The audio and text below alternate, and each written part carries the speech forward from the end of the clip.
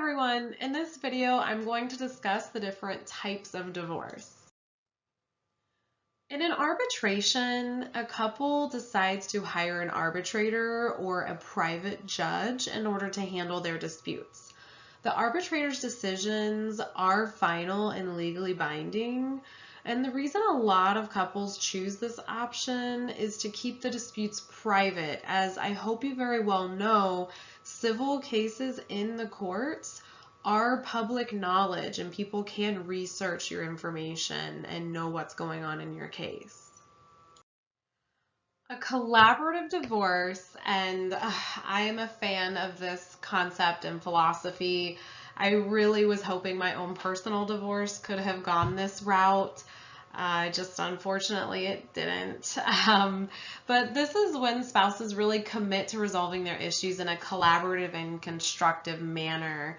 And with this, the spouses each still get their own attorneys. However, those attorneys practice collaborative law. So there's no reason for a neutral third party to sit in with the spouses and their attorneys because everyone has a commitment to utilize good faith and fairness in negotiating resolutions to the issues involved.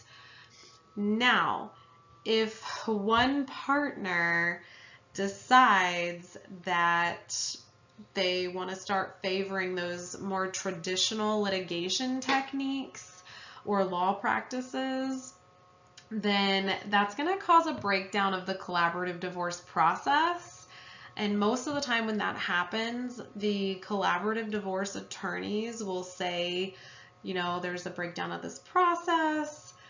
This isn't going to work anymore. We're getting off the case, and you guys will need to find new attorneys who are going to be practicing more of these traditional litigation techniques that this case is moving in the direction towards. Okay, a contested divorce is probably the worst type of divorce you can have. It is the worst type of divorce you can have. It's basically when the spouses do not agree. With this, you're going to experience case management meetings, hearings. Some states require you to attempt at least 1 or 2 mediations before even allowing you to go to trial. And of course, if you do not come to any agreements on any kind of terms involved, you will end up going to trial, and a judge will have the final say on how the divorce terms are going to be.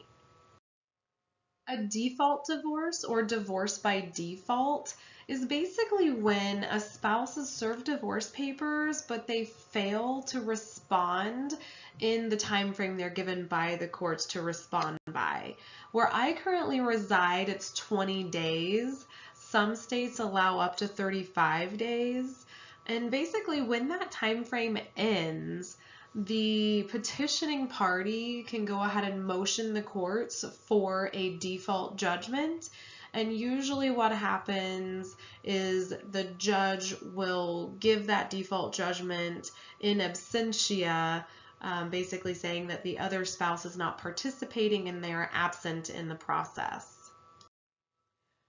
Fault versus no fault divorce. So there was a time where states did not offer the option of a no fault divorce.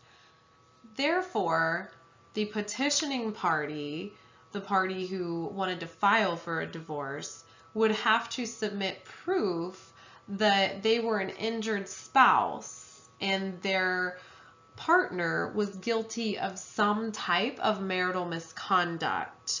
One of the biggest ones that we all know about is adultery, for example. Now, when states started adopting the no-fault divorce option, this basically gave people a way out of the marriage without having to provide any kind of proof of wrongdoing on either party's behalf. To get a no-fault divorce, one party simply has to state that the marriage is irretrievably broken. In a mediated divorce, the couple just hires a neutral third party or a mediator to assist them in making decisions regarding the terms of their divorce. So the mediator doesn't actually decide anything. They simply help navigate your communication as a couple until agreements are reached. A summary divorce are for couples who haven't been married long, have no children, and no substantial marital assets or debt, and they're on the same page. They both want a divorce. And so in some states, you can even fill out a joint petition for a summary dissolution.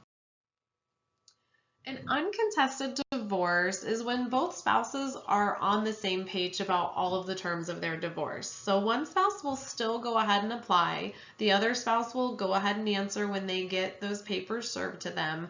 But the paperwork's going to pretty much say the same thing. It's going to show that they agree on everything. And yes, that is very possible. I know people who have done that. So in conclusion, there are very, very, very easy ways to do things. You can be collaborative and constructive. You can have good communication with your spouse. You can have those reasonable and realistic expectations. And that's the key point, is having those realistic expectations. And there are very hard ways to do things. You can not have realistic expectations. You cannot be reasonable. You could be combative. You can be argumentative. But the more difficult things are, the more time and money that you're going to have to invest in this divorce. So that segues into my next video topic. My next video is going to be discussing how to finance a divorce. But if this video was really helpful to you, please like it. Please subscribe to my channel below and come back for more. Thank you.